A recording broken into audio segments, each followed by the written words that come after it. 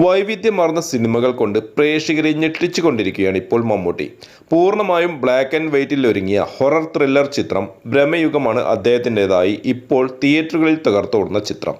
അടുത്തതായി വരാനിരിക്കുന്നത് ഡിനോ ഡെന്നിസ് ആദ്യമായി സംവിധാനം ചെയ്യുന്ന ബസൂക്കയാണ്. ബസൂക്കയുടെ അവസാനഘട്ട ചിത്രീകരണം കൊച്ചിയിൽ നടന്നുകൊണ്ടിരിക്കുകയാണ്.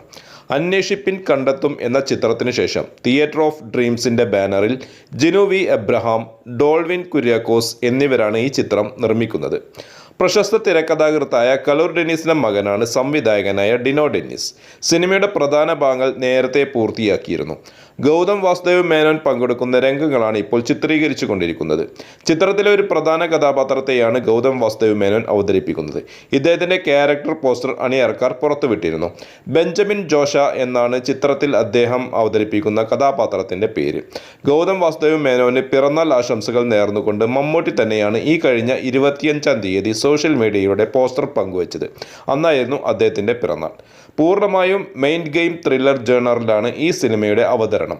കഥയിലും അവതരണത്തിലും തുടക്കം മുതൽ പ്രേക്ഷകനെ ഉദ്യോഗത്തിൻ്റെ മുൾമുനയിൽ നിർത്തുന്ന അപ്രതീക്ഷിത വഴിത്തിരിവുകൾ സമ്മാനിച്ചുകൊണ്ടാകും കഥാവികസനം. ഡിനോ ഡെന്നിസ് തന്നെയാണ് ചിത്രത്തിന് തിരക്കഥ ഒരുക്കുന്നത്. സിദ്ധാർത്ഥ് ഭരതൻ, ഷെയ്ൻടോ ചാക്കോ, സുമിത് നാവേൽ, സ്ഫടികം ജോർജ്, ദിവ്യ പിള്ള, ഐശ്വര്യ മേനോൻ തുടങ്ങിയ പ്രമുഖ താരങ്ങളും ഈ ചിത്രത്തിൽ അണിനിരക്കുന്നുണ്ട്. വലിയ മുതൽ മുടക്കിലാണ് നിർമ്മാണം. നിമിഷ് രവി ഛായാഗ്രഹണവും നോഫൽ അബ്ദുള്ള എഡിറ്റിംഗും നിർവഹിക്കുന്ന ഈ ചിത്രത്തിന് സംഗീതം നൽകുന്നത് മിഥുൻ മുകുന്ദനാണ്.